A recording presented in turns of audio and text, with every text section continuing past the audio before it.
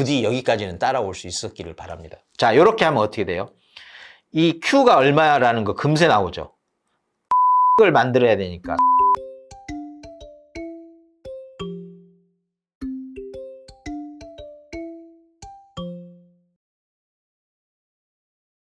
그래서 가장 최근 문제를 풀 수 있다 그러면 과거의 문제도 풀 수 있다. 이렇게 이해하셔도 되겠습니다.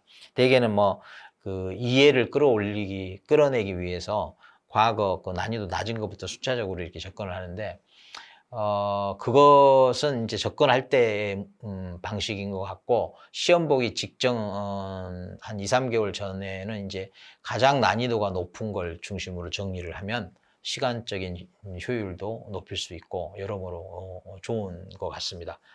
짧은 단기간에 계산 문제를 이렇게 그 전체를 종합 정리 압축할 수가 있잖아요.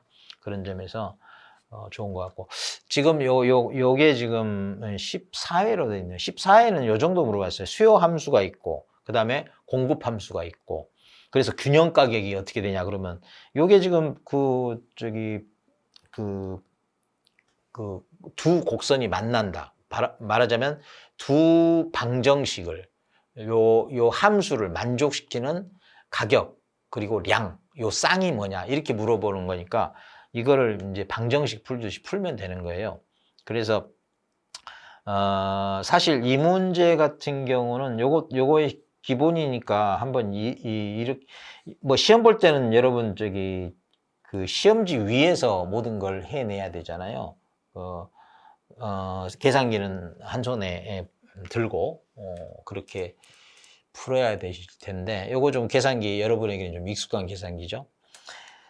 지금 계산기가 필요할지 필요 없을지 뭐 그때그때 이제 좀 다르겠지만, 조금이라도 계산할 일이 생긴다 그러면 암산이 바로바로 그 즉각적으로 안 되면 계산기는 바로바로 이용을 하시는 게 좋습니다. 자, 이게 지금 잠시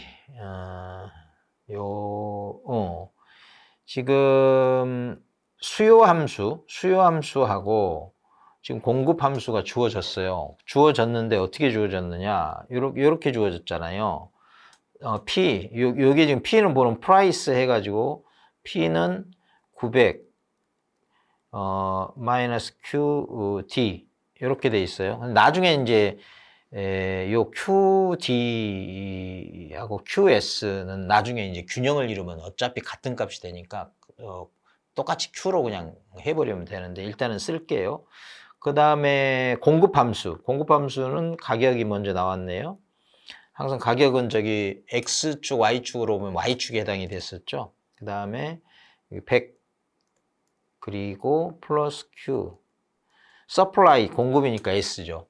그러니까 여러분 S 서플라이 그 다음에 D 디맨드인 건 알고 계실 거예요. 몰랐다 하더라도 여튼 수요 함수에서의 Q는 수요량인 거고, 공급 함수에서의 Q는 공급량이니까 뭐 그렇게 이해하시면 되겠습니다. 균형 가격을 구하라고 했죠. 균형을 이룬다는 건 뭐예요? 만났다. 한 점에서 만났다.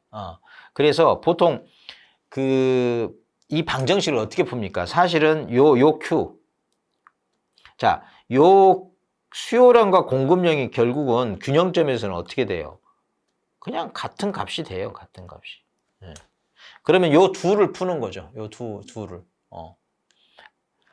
요 둘을 만족시키는 P와 Q의 쌍을 구하는 거죠. 그러면 사실 P가 있으니까 요거를 요렇게 해서 P 자리에다 넣어가지고 Q를 구해내면 되죠. 네. 보통 방정식 그렇게 풀잖아요. 그런데 여러분, 그 방정식에는 그렇게 대입법도 있지만 요런 방법도 있어요. 자, 요게 지금 좋은 방법인데 왜 좋냐 하면 나중에 최고 난이도에서 쓰면 매우 유용한 방법입니다. 그러니까 차라리 여기에 이 대입법이라는 것은 식을 많이 써야 되기 때문에 그 시간적인 소요와 공간적인 소요가 커서 굉장히 수험생이 불리합니다. 자, 이런 방법, 그러니까 이렇게 없애는 없앨 수 있는 방식으로 식에서 식을 빼버리거나 더해버리는 겁니다. 중요한 방법이에요. 자, 위에 있는 식에서 요게 지금 그 위에 있는 게 자, 요 위에 있는 거, 요 위에 있는 게 수요 곡선이라고 그랬죠? 요 아래에 있는 게 공급 곡선이랬어요. 근데 둘이 만나는 지점이니까 양도 같아지고 요 가격도 같아지는 거죠. 자, 이걸 풀어야 되는 거예요. 그러면 자, 요 두 식에서 위에서 자, 두 식을 더해버리면 뭐가 사라져요? 요 두 식을 더해버리면 뭐가 사라지냐면 요게 사라지겠죠. 요게 Q가 마이너스 Q 플러스 Q니까 이런 방법으로 이렇게 보셔야 돼. 보고 어떻게 하면 사라질지 그리고 뭐가 남을지 요 생각을 하면 매우 좋습니다. 자, 그러면 이 Q를 날리는 방법이 제일 편하겠죠. 그럼 두 식을 더해버리는 거야. 자, 더해볼까요? 두 식을 더하면 어떻게 돼요? 2P P하고 P는 더해야 되니까 2P는 더하면 어떻게 돼요? 100하고 900, 900하고 100 하니까 1000. 자, 이렇게 나왔죠. 그리고 마이너스 Q와 Q는 사라져 버렸어. 그럼 P만 남네. 그럼 어떻게 돼요? P는 얼마? 바로 500. 이렇게. 어떻습니까? 매우 심플하고 단정하게 계산이 되잖아요. 그죠? 사실은 그 문제에서 지금 균형가격 물어봤으니까 Q를 날려버린 거예요. Q를 날리는 방향으로 더해버린 거예요. 근데 만약에 균형량을 물어봤다면 어떻게 되겠어요? Q를 남겨야 되겠죠. 그러면 Q를 남겨야 되면 이렇게 하면 어떨까요?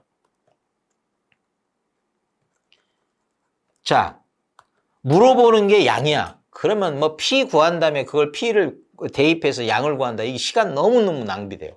아예 시작부터 P를 날릴 생각을 하면 위에서 아래를 빼버리면 어떨까요? 그러면 0이 되겠죠. 0은 P에서 P를 빼니까 900에서 100 빼니까 어떻게 돼요? 800. 위에서 아래에 빼니까 어떻게 돼요? 마이너스 Q, 마이너스 Q, 마이너스 2Q 이렇게 되겠죠. 이것조차 모르겠다면 저는 나중에 그 잔잔히로 한번 방정식에 대한 이해를 추가해서 좀 찍어볼까도 생각을 하는데 부디 여기까지는 따라올 수 있었기를 바랍니다. 자, 이렇게 하면 어떻게 돼요?